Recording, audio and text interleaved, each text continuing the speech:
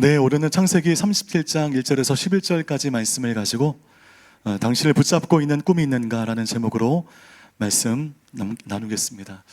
창세기를 시작한 지 이제 1년이 다 되어 가져가는데 좀 시작할 때는 촘촘하게 말씀을 본문으로 보았죠. 근데 어느 순간 몇 장씩 막 훅훅 뛰어넘으면서 본문이 진행되고 있는데, 여러분, 그 이유는 우리가 2024년이 온누리교회뿐만 아니라 한국교회, 나아가 이 땅의 교회 중요한 기로가 되는 한 해입니다. 로잔 대회라고 하는 복음주의적인 굉장히 중요한 선포가 있는 해이기 때문에 아마 1월 첫째부터 사도행전의 말씀을 주일날 촘촘하게 볼 예정이기 때문에 연말까지 창세기를 끝내야 되거든요. 그래서 이 본문이 성기게 지나가고 있다는 것을 여러분 이해해 주시기를 부탁드리겠습니다. 오늘 37장은 요셉이 꿈을 꾸는 아주 유명한 장면입니다. 37장은 이 흐름상 36장과 이어지고 있는데, 여러분 그 성경 가지고 오신 분들은 36장을 좀 보시면 거의 한 장에 걸쳐 어느 인물의 족보가 상세히 기록되어 있습니다. 여러분, 누구의 족보입니까? 에서의 족보이죠. 근데 여러분, 에서의 족보가 중요합니까? 야곱의 족보가 중요합니까? 하나님의 구속사의 역사가 에서가 아닌 야곱을 통하여 흘러 들어가고 있기 때문에 에서의 족보는 그야말로 구속사에서 빗겨나간 잉여의 족보입니다. 몰라도 상관없는. 그런데 하나님은 그런 에서의 족보를 과도하리만치 많은 지면을 할애하여 자세하게 설명하시는데, 심지어 이런 것까지 기억하시네요. 창세기 36장 24절 말씀 함께 읽겠습니다. 시작. 시본의 아들은 아야와 아나입니다. 아나는 광야에서 자기 아버지 시므온의 나귀를 칠 때 온천을 발견한 바로 그 사람입니다.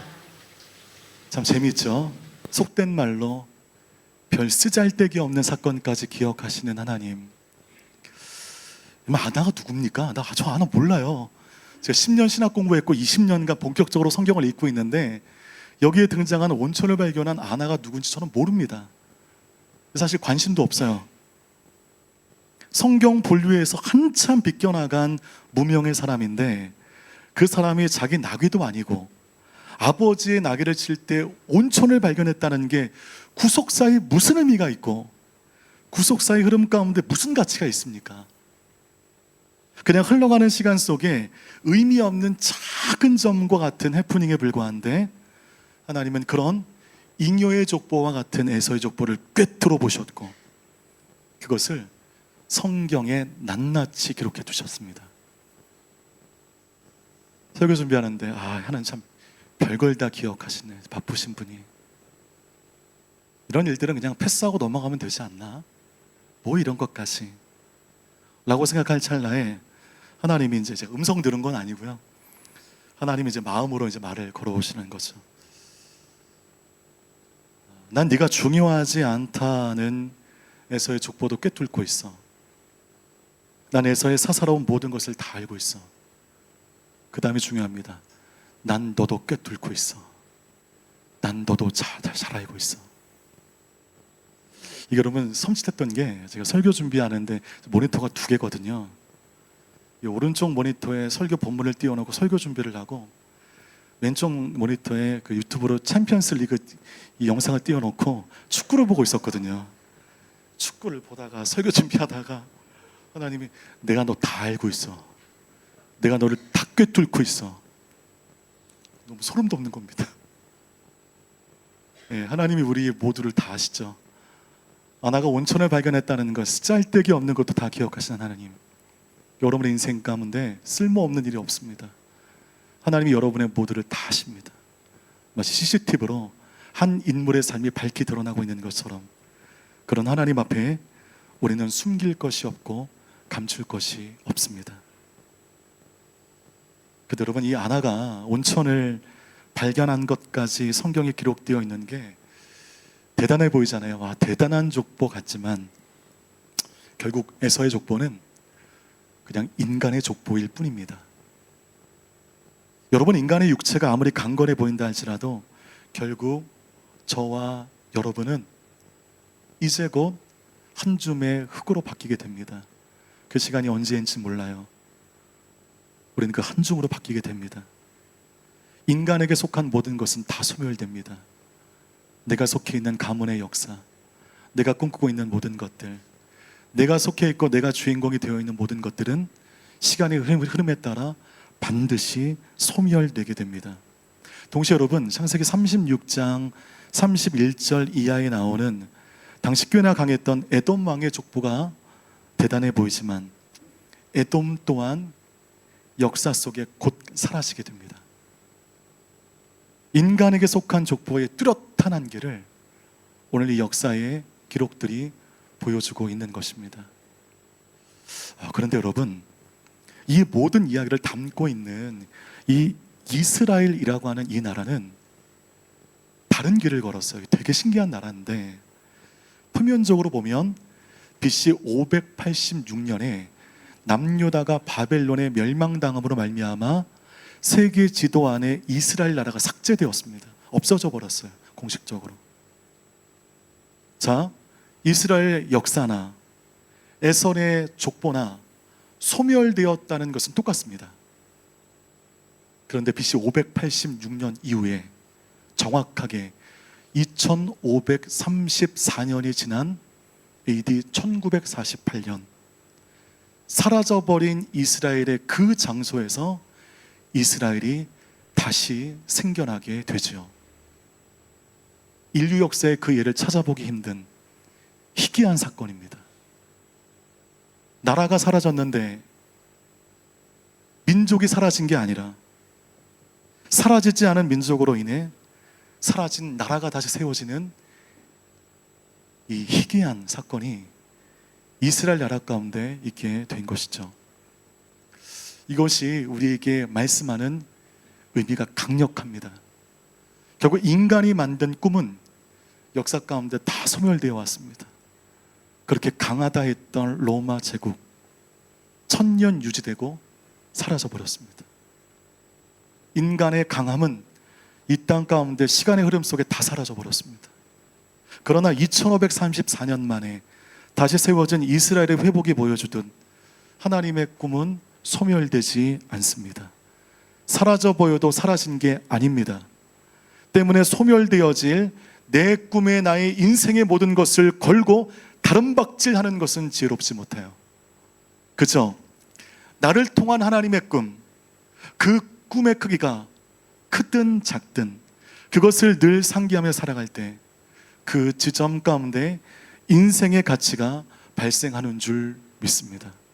여러분의 인생의 꿈, 아무것도 아닌 것은 아니지만 그보다 하나님이 오늘 나에게 맡겨주신 하나님의 꿈을 함께 꾸며 여러분의 삶 달려나가시는 복된 인생 되시기를 주님의 이름으로 축복합니다. 우리 1절과 2절 말씀 함께 읽겠습니다. 시작. 야곱은 자기 아버지가 살았던 가나안 땅에 살았습니다. 야곱의 가족에 관한 이야기는 다음과 같습니다. 요셉은 17세의 소년이었는데 자기 형들과 함께 양치는 일을 했습니다. 요셉은 자기 아버지의 아내들인 비라와 실바가 낳은 아들들을 도왔습니다. 요셉은 형들의 잘못을 보면 그대로 자기 아버지에게 전했습니다.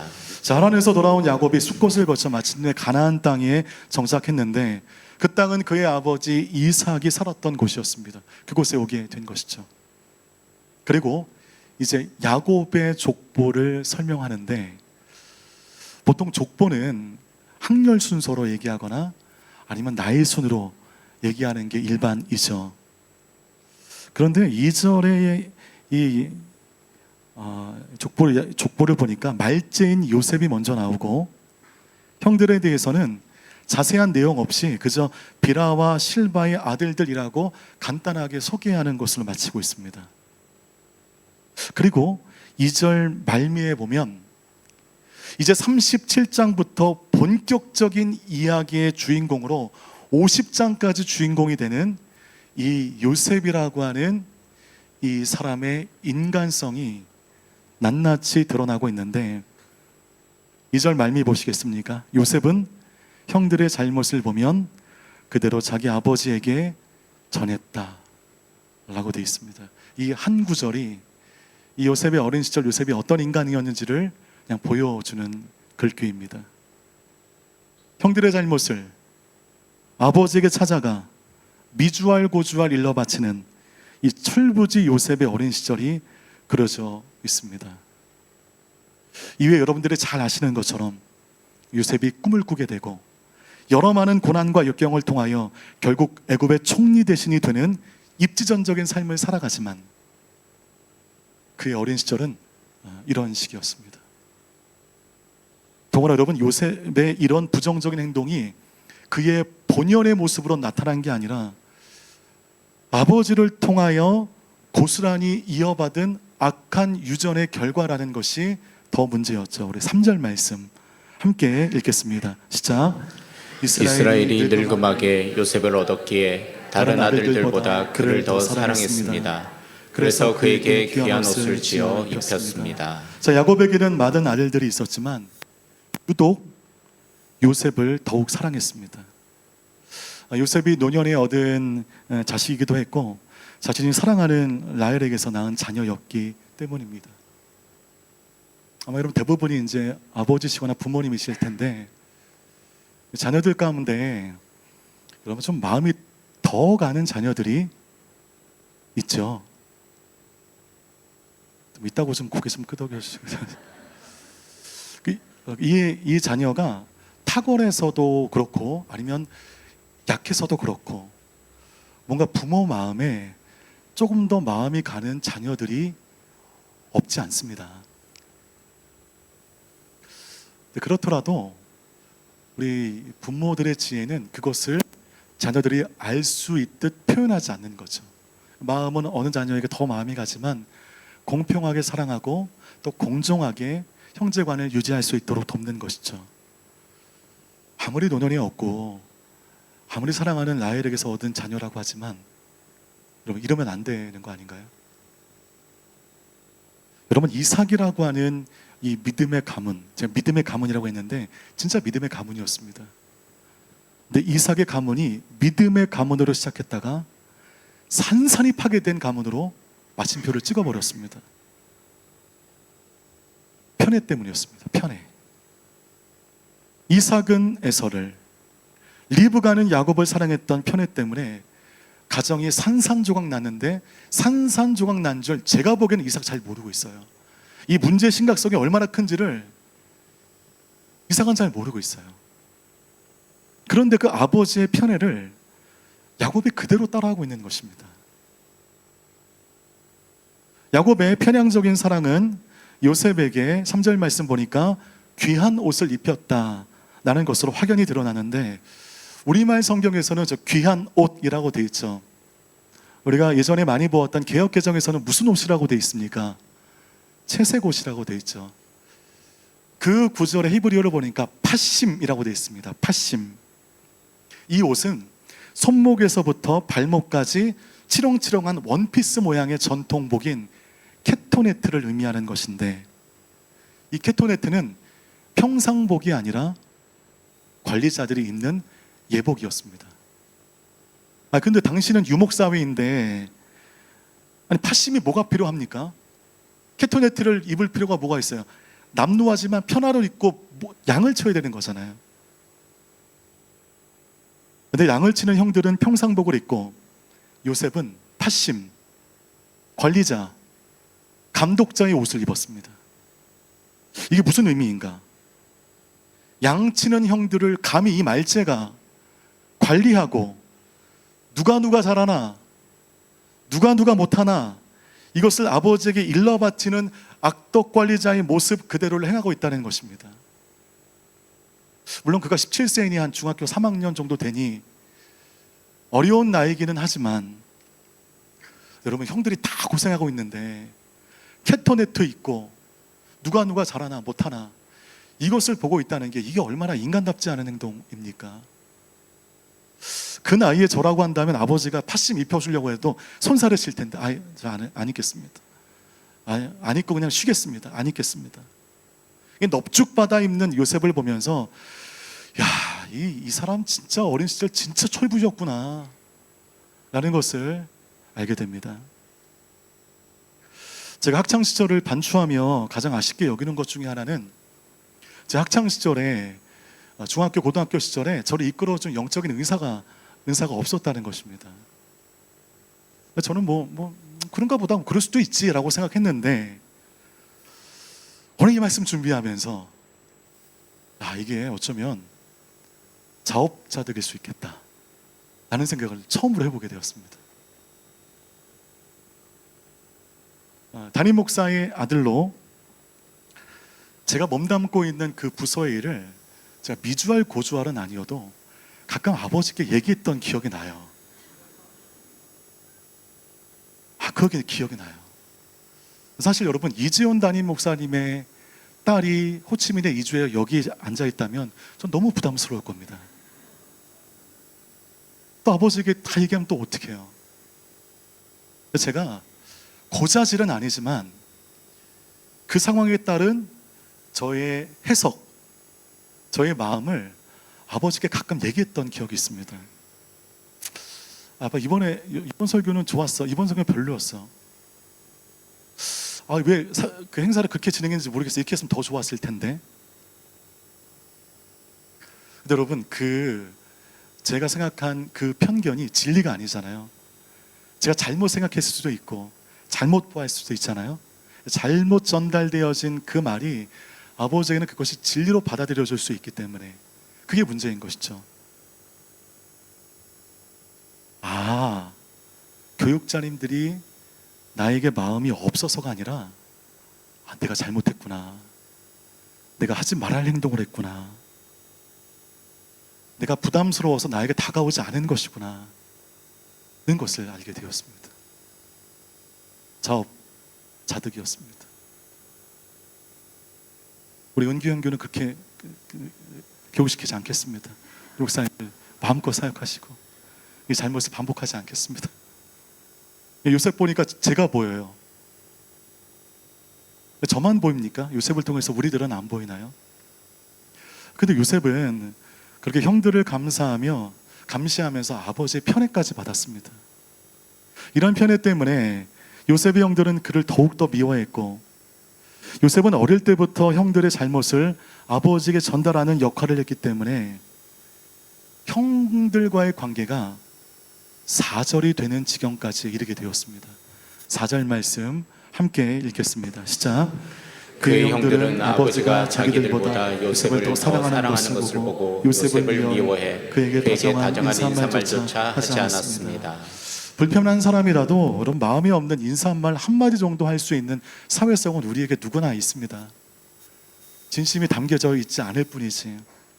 그런데 편애 때문에 요셉의 형들은 그를 더욱더 미워하게 되었고, 요셉은 형들과 인사조차 하지 않는, 형들이 그의 인사를 받아주지 않는 그런 깨어진 관계가 되었다는 것입니다. 자, 보십시오 여러분, 분명 야곱은 표면적으로는 믿음의 가문이 맞습니다. 하지만 내부적으로 깨어진 가정이었습니다.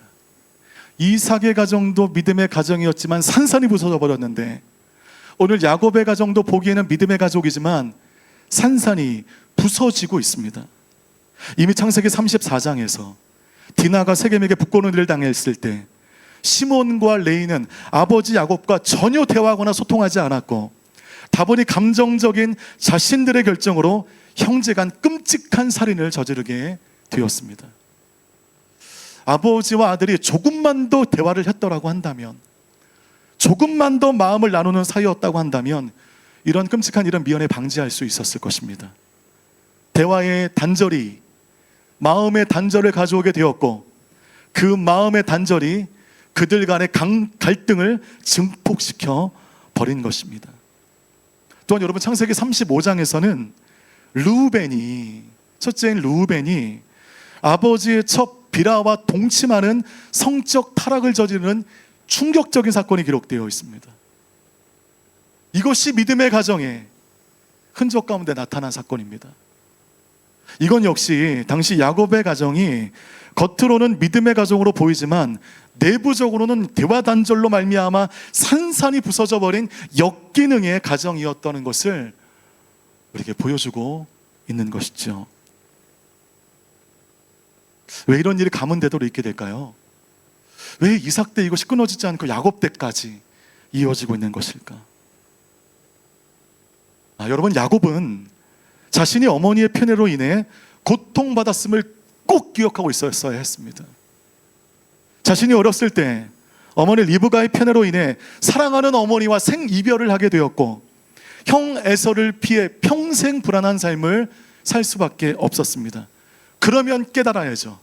그러면 과거의 삶에 뭐가 잘못되었는지를 처절하게 반성하고 이제 그 일이 나의 앞날 가운데 드러나지 않도록 단도리를 잘했어야죠. 야곱은 그 문제를 끊어내지 못하고 반복하게 됩니다. 그런 말 있잖아요, 여러분. 혐오하다가 닮는다고. 너무 싫어요. 너무 혐오해요. 시간이 가서 보니 혐오했던 그 사람을 내가 지금 닮고 있는 것입니다.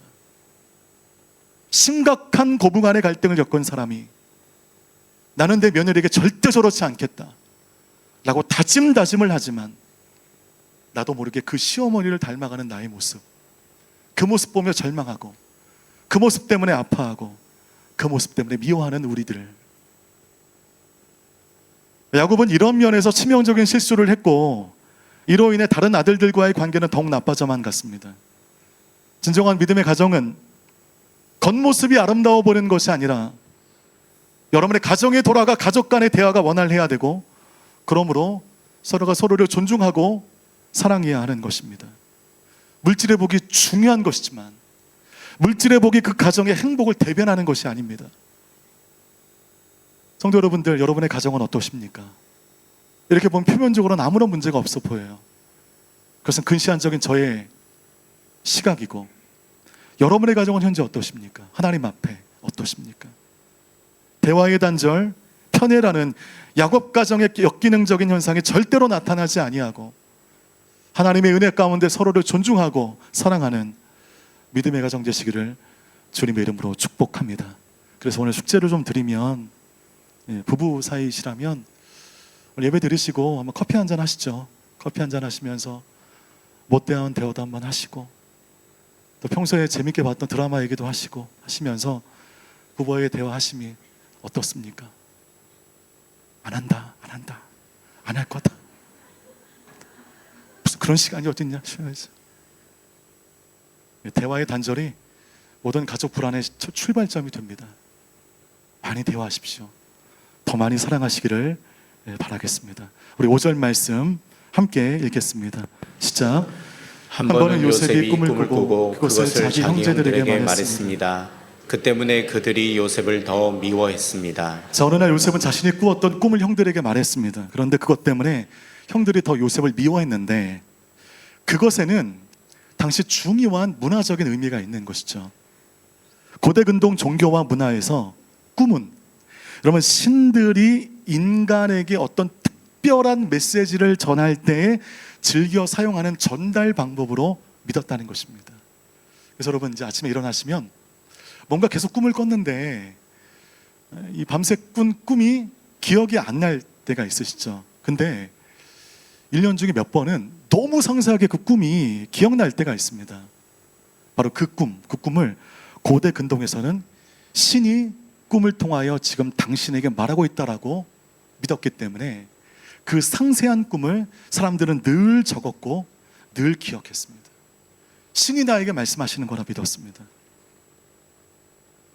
요셉이 꾼 꿈을 형들에게 말한다는 것은 무슨 의미냐?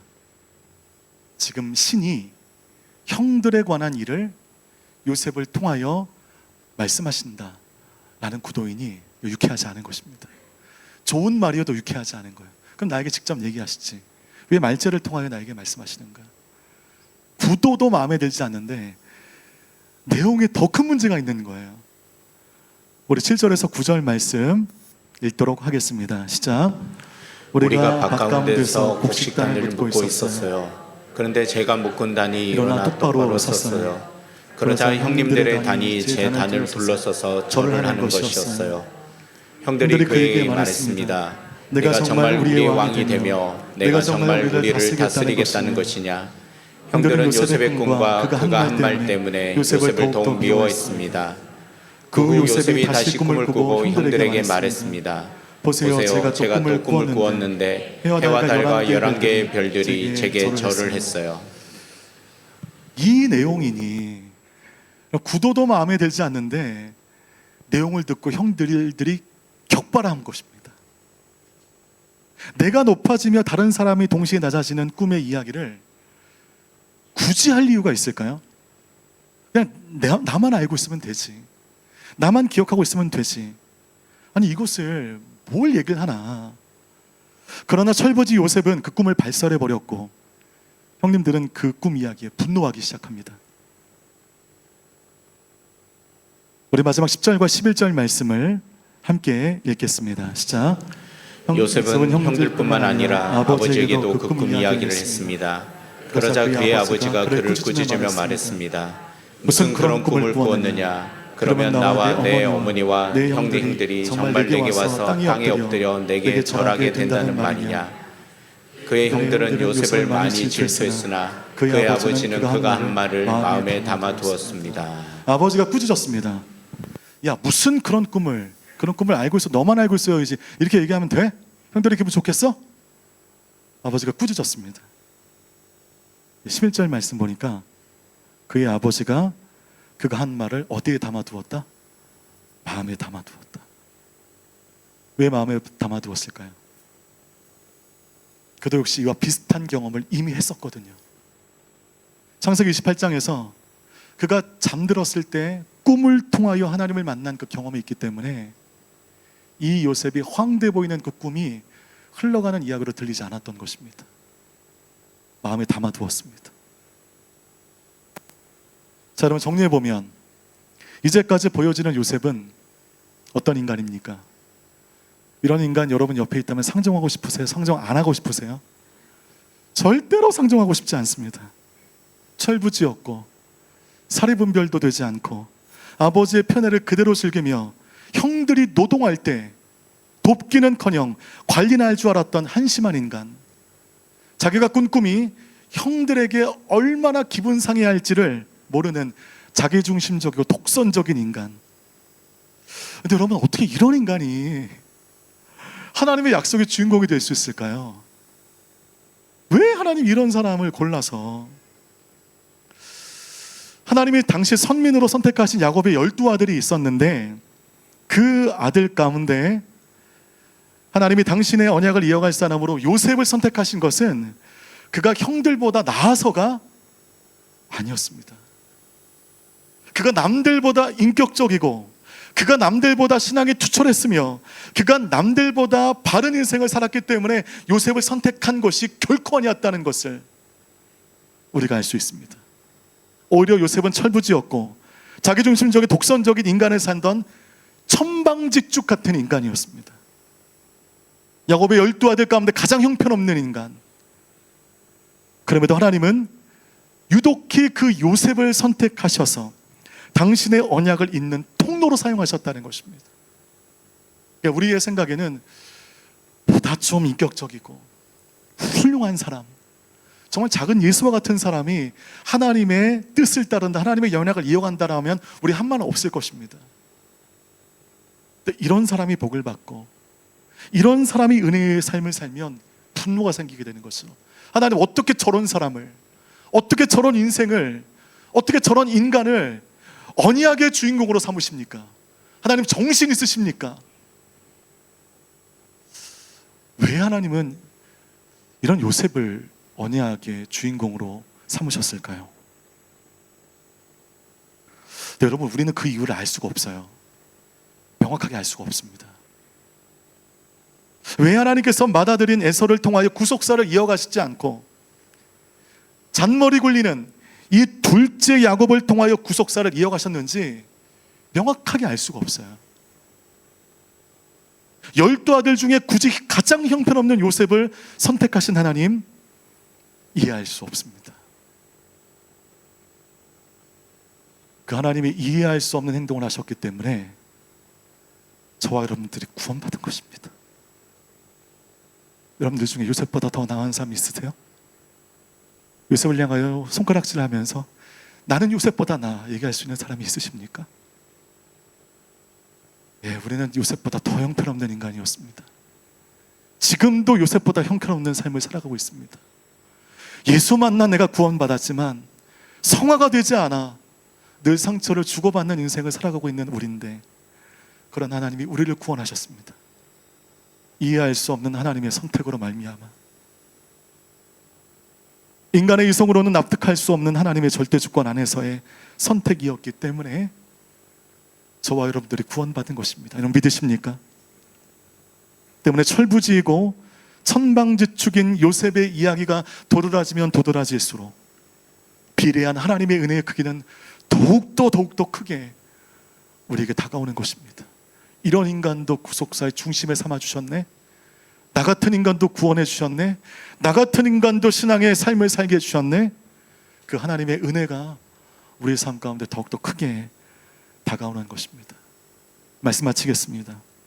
여러분, 여기가 끝이 아니라 그렇게 횡재와도 같은 선택을 받은 요셉이지만 그 하나님의 언약의 대가를 치르기 위해 후에 그가 당한 고난의 크기는 성경 인물 누구와도 비교해도 작지 않을 만큼 혹독한 대가집을 한 거 여러분 아십니다.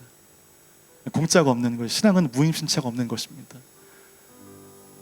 요셉이 그런 횡재와 같은 은혜를 입었습니다. 그 은혜를 나타내기 위하여 그에게 어마어마한 역경과 고난이 그를 기다리고 있었던 것이죠. 그 과정을 통하여 하나님의 역사의 중심에 들어오고도 남는 그 믿음의 사람으로 서게 되었다는 것입니다. 우리는 늘 십자가에 못 박혀 우리의 죄값을 대신 치러주신 예수 그리스도 안에서의 죄사함을 받고 의롭다 인정함을 받은 하나님의 자녀로 살아가고 있습니다. 여러분, 우리가 잘나서입니까? 절대 아닙니다. 우리도 요셉과 똑같은 인간이었습니다. 때로는 삶으로, 말로 사람의 속을 다 뒤집어 놓고도 그럼에도 자기 권리만 주장하고 자기 꿈만 자랑하는 형편없는 인간들, 설교하는 저, 설교를 듣는 여러분, 우리 모두였습니다. 그런 우리를 선택하신 것이죠. 이 형편없는 요셉을 선택하신 것처럼. 그러니 이제 우리는 하나님의 자녀답게 살아야 할 책임이 이제 우리 가운데 있는 것입니다. 요셉이 선택받아 하나님의 역사의 중심으로 올 때까지 어마어마한 역경과 연단의 시간을 보냈던 것처럼 이제 하나님의 자녀로 구원받은 우리는 구원받은 자답게, 은혜 받은 자답게 살아가야 할 그 숙명과도 같은 인생의 시간이 우리 앞에 남겨져 있는 것입니다. 바로 그것이 하나님의 꿈입니다. 그 하나님의 꿈은 시간의 흘러감 속에 사라지지 않아요. 여러분이 추구하는 여러분의 역사의 모든 흔적들은 다 사라질 것입니다. 언젠가 우리의 존재도 사라질 것입니다. 한 줌 흙으로 사라져버리는 우리의 인생을 쫓아 살아가는 인생 되지 아니하고 우리의 삶 속에 부어주신, 우리의 삶 속에 허락하여 주신 그 하나님의 작은 꿈을 꿈꾸며 살아가는 저 여러분 모두 되시기를 주님의 이름으로 축복합니다.